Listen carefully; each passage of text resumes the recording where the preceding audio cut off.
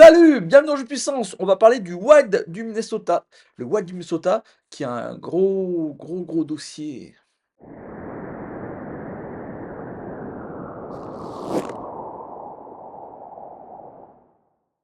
Kirill Kaprizov, c'est ça le dossier. La saison dernière, ce fut une saison en dents de scie. Quand Kirill Kaprizov était là, l'équipe a été assez bonne, si ce n'est même très bonne. Elle a eu vraiment des belles séries de victoires. Et ensuite, ça s'est un peu dégradé. Il n'empêche, ils se sont qualifiés à la 4e place de la centrale, mais ils ont perdu contre Dallas au premier tour des playoffs. Donc, le dossier Kirill Kaprizov, quelle est la problématique? C'est sa dernière année de contrat et il faut signer le prodige russe, Kirill Kaprizov. Bill Guerin, le directeur général, est prêt à donner énormément d'argent pour ce joueur. Et il y a 2 jours, on a des informations qui ont fuité, bon, un peu contre, contre l'agent et contre Bill Guerin, ça n'arrange ni l'un ni l'autre. Il s'avère que le Wild du Minnesota aurait proposé à Kirill Kaprizov un contrat vraiment exceptionnel, le plus gros contrat de la NHL si Kirill Kaprizov l'avait accepté, plus de 16 millions de dollars par saison, encore plus que Leon Draisaitl, qui est le joueur pour l'instant le mieux payé de la NHL avec 14 millions. Mais il se dit que Kirill Kaprizov et son entourage auraient refusé ce contrat, ce qui met le Wild vraiment dans une très mauvaise position parce que Kirill Kaprizov, le Wild a baser sa stratégie autour de ce joueur. Et si Kirill Kaprizov part libre, ça va coûter très cher à cette équipe et ça va les mettre dans le trou pendant quelques années.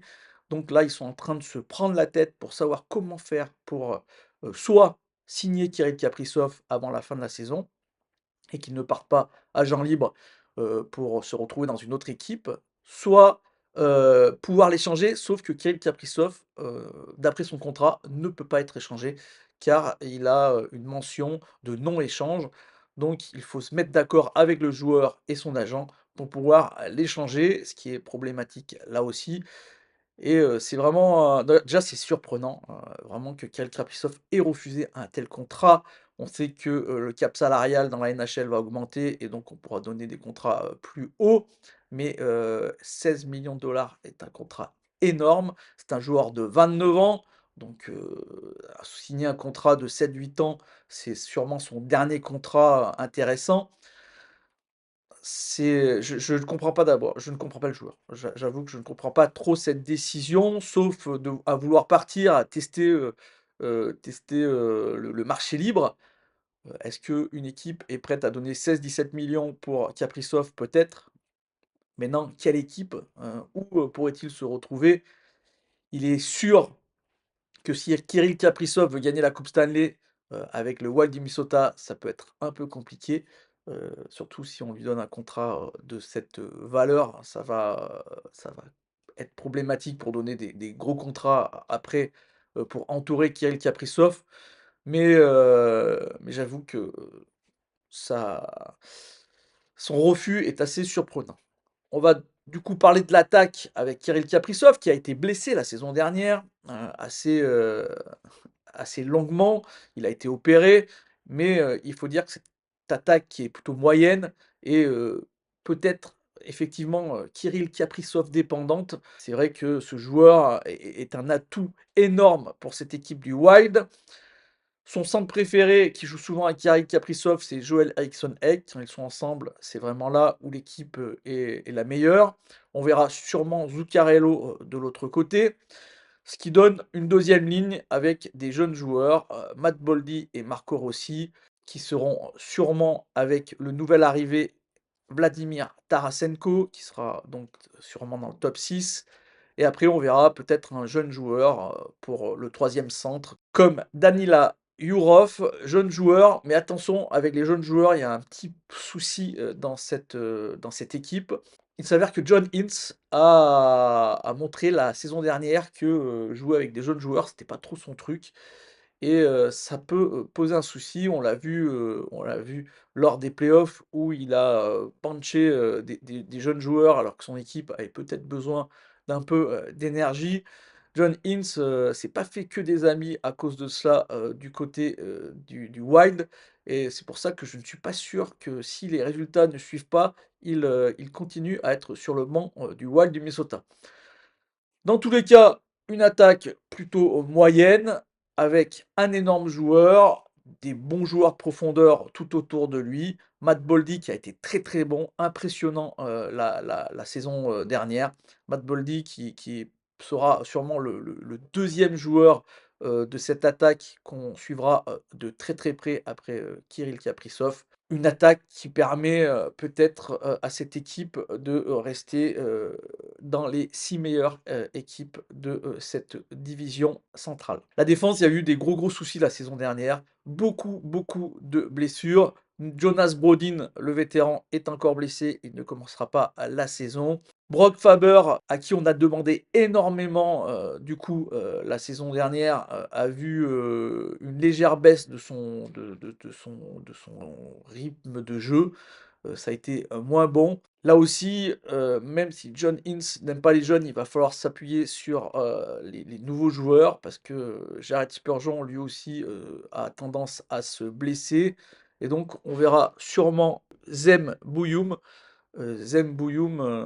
jouer. Bon, du coup, du moins on l'espère, dans chez les fans du Wild du Minnesota, et David Jiricek qui a été échangé, lors de la saison, régulière, la saison dernière, et qui a coûté très, très cher au Wild du Minnesota. Donc j'imagine que, le gros bonhomme, jouera dans cette défense. Une défense qu'il faut vraiment, reconstruire, hein. Beaucoup, beaucoup de blessures, et c'est là où on va regarder, de près le Wild Minnesota. Je pense que si la défense tient, que les Jonas Brodin, les Spurgeon, seront là, et que les jeunes arrivent un peu à sortir du lot, alors là, on verra, peut-être le Wild se qualifier. Si ce n'est pas le cas, ça sera vraiment, plus dur, et on va me dire avec une défense qui n'a pas vraiment tenu la saison dernière, qu'est-ce qui a fait que cette équipe se qualifie 4e de la centrale?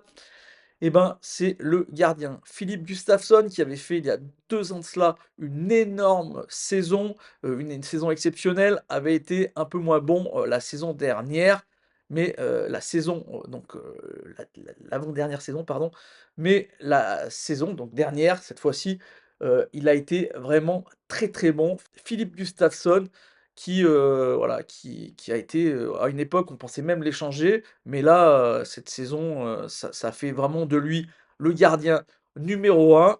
On verra, sûrement pour quelques départs le jeune joueur, j'espère, Wallstedt, mais il n'a pas été très bon en AAHL, et beaucoup, pensent qu'il pourrait être échangé, lors, de la saison pour trouver un gardien qui pourrait faire un vrai gardien numéro 2. Donc j'espère Wallstedt, je pense que c'est sa dernière année où il pourra montrer, ce qu'il vaut avec, le Wild. Il aura que quelques départs pour montrer ses qualités en tant que jeune, gardien. Sinon, on ira chercher sûrement sur le marché un gardien pour seconder Philippe Gustafsson. Philippe Gustafsson qui est un peu le point fort avec Kirill Kaprizov de cette équipe, et qui va, recevoir lui aussi un très, très gros contrat. Mes prédictions pour le Wild du Minnesota: cette division centrale reste une division très, très compliquée, très, très forte, avec énormément de très, très bonnes équipes. Il y a, à peu près 6 équipes qui peuvent se qualifier. On enlève les Blackhawks de Chicago. On va dire qu'il y a 5 équipes qui peuvent se qualifier. Je veux dire, ces é les la division centrale est meilleure que la division Pacifique, et ça sera sûrement 2 des équipes de la division centrale qui se qualifieront en wild card. Donc je pense que comme la saison dernière, le Wild va se battre, pour cette place en wild card, ou pour cette troisième place. Mais attention avec cette histoire Kirill Kaprizov, ça pourrait vraiment, faire des remous, dans le vestiaire, et ça pourrait, être préjudiciable pour le Wild du Minnesota. Elle pourrait, ne pas se qualifier cette saison, se retrouver 6e de cette division centrale. Voilà, c'est une équipe qui est vraiment sur le fil du rasoir pour se qualifier. Alors je ne parle même pas pour gagner les playoffs, ça va être, vraiment compliqué. Mais bon, On dit souvent que quand, un joueur cherche un énorme contrat, comme Kirill Kaprizov, c'est l'année où il va vraiment se montrer et donc on pourrait avoir une très, très bonne surprise, à ce niveau-là, du côté du Wild et donc se qualifier. Mais bon, ça va être, voilà, moi je dirais du 50-50 pour se qualifier ou pas. J'espère que, cette vidéo vous a plu. Si c'est le cas, n'hésitez pas à me faire un petit like, un commentaire ou à la partager. Et moi je vous dis à demain pour une nouvelle preview. Allez, ciao!